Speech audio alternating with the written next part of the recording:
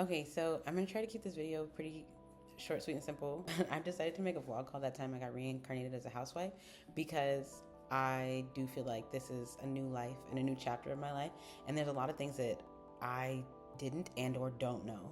I came from an immigrant household where I did not grow up rich. I was not a rich adult when I moved into adulthood. I did not go to college with a ton of funds at my disposal. So my whole life, I would say I was mid to lower middle class. Now, for the first time in my life, I'm blessed to be in a position where money is no longer a point of stress in my life, which is amazing. One thing I didn't anticipate was the adjustment that it would take for me to move from hustle culture into what happened once the hustle paid off. I'll also give a couple contingencies here because not everybody is in my position. I have an excellent partner, and the reason that I am comfortable in my success and financially 1000% is because of the success of my partner. Did I contribute greatly into getting us here? Absolutely. But what I poured into him, myself, and the relationship, there's a lot of factors that got us here. And so now we're in a position where I have suddenly been reincarnated as a housewife, which is crazy. It's crazy because I used to work 50, 60 hours a week. Like, I was in my 20s bumping hours, like really crazy. So this is for women who are suddenly finding themselves in a position where they were raised or they had a belief system that was really self-reliant, and they don't have to do that anymore. It's kind of a mind fuck. Like, it's kind of a lot to go from one phase of your life into the other. It's an adjustment. So I'm trying to keep this concise. This video essentially is 3 things that no one tells you about what happens when you move into money. The first is that it is a major adjustment. It is a mental adjustment. It is an emotional adjustment. It is a financial adjustment. It's even a work adjustment. When you have no money, or when you live in a position in life where money is a constant source of stress, everything that you do every day is moved towards the goal, is aimed at the goal of making money. No matter how you got to get it. Whether that's clocking in or out to a part-time job, whether that's finding a part-time job, whether that's founding a business, every single thing that you do in your life is with the end goal of making a quick dollar. The light bill's due tomorrow because the rent is due in 2 weeks. When you find yourself in a position of financial security, especially if you're like me and you have a partner that provides a good bit of that financial stability, if it's sudden, number one, congratulations. The hustle paid off, right? And you deserve all the kudos and accolades and praise for that. But number two, you start to realize that your grind was a placeholder for your purpose.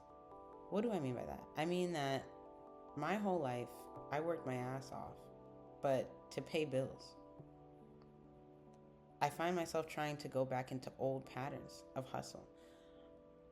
I had to really reconcile within myself, and still am reconciling within myself, like, what does it mean that I don't need a job? I've started to realize I had placed a lot of identity in my success at my job.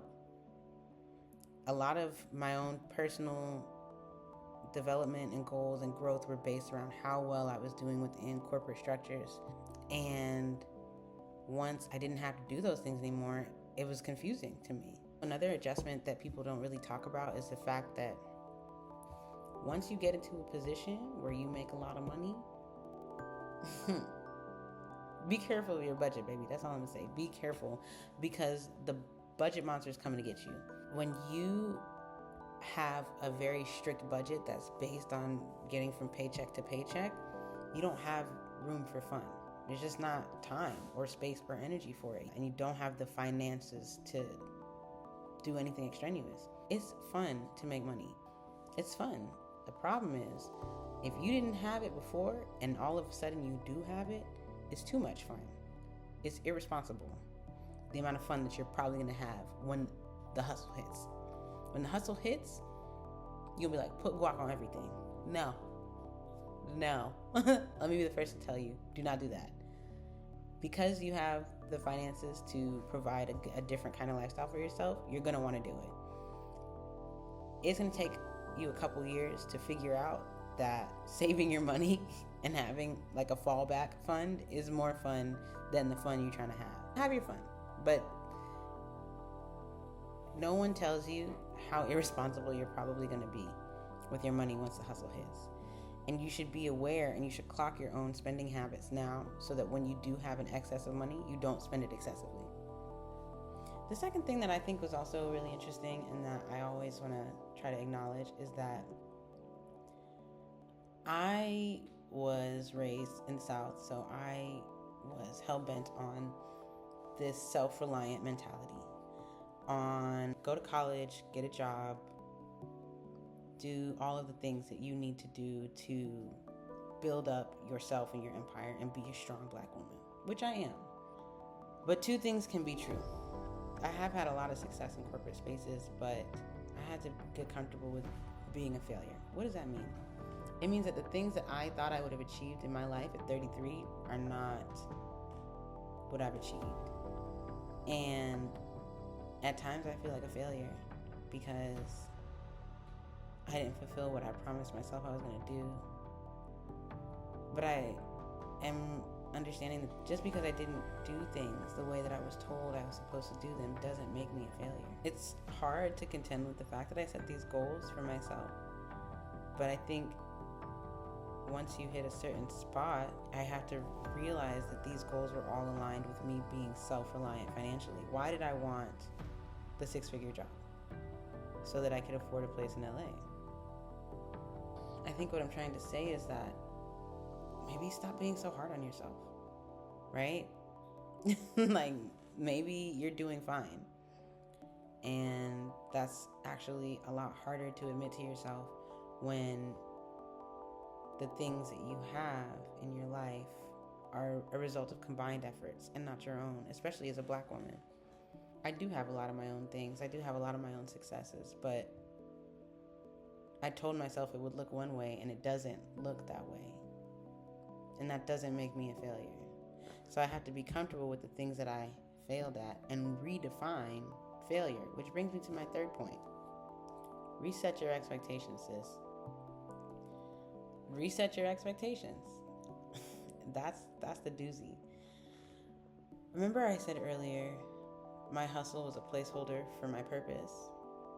Well, now I don't have an excuse. I have no excuses. And that's the hardest thing.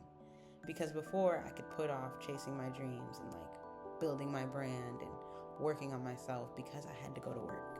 Because I had to pay the bills. I had to keep the lights on. I had to buy diapers. I had to. I don't have to anymore. So it's me. I'm the Kermit meme. Like, once you get to a certain level of financial success, you have to look at yourself and realize that the only reason you're not the person you want to be is you. Man, that one's a hard pill to swallow. Like, still choking that bitch down. Because and hopefully you guys will follow me on this journey, I'm a very, very creative person. Just know that I have very specific creative goals. And the hardest thing to contend with these last couple of years is the fact that the reason I haven't achieved them is because I haven't worked hard enough on myself. You're probably gonna need therapy. That's probably the fastest way to get over all these hurdles that you don't think that you should be going through is therapy. You don't know what it's like to have money. You don't know what it's like to uncover the fact that most of your purpose was built around a hustle mentality. And then when you lose the hustle, what is your purpose? To pivot into hustling for yourself, but that's a really hard to do. That's really hard to do. So, long story short, I woke up one day and I was a housewife. And now I don't know what to do with myself, except maybe document the process and talk to other people out there like me who might need advice or might be going through the same thing. Because it's hard to place yourself in this new world, right? In this new role where I had to reposition my productivity even Like, I do a lot of homemaking. I do still have a job, but it's a very lax job. It's actually ideal. It's kind of perfect. My husband knows that it's fulfilling for me. He knows that I don't like to not have a job. We'll talk another time about partners and how to set expectations with your partners. But it's nice to work because I want to and not because I have to, right? It's a shift. And now it's been almost 4 years and I'm finally figuring out, like, oh, maybe I pour into me and not capitalism. You know what I mean? Like, maybe I pour into myself. This is just a video for women like me who find themselves in a position where everything you prayed for happened and now you don't know what to do with yourself. It's a weird world out here, sis. But we gonna be all right. Anyway, see you later.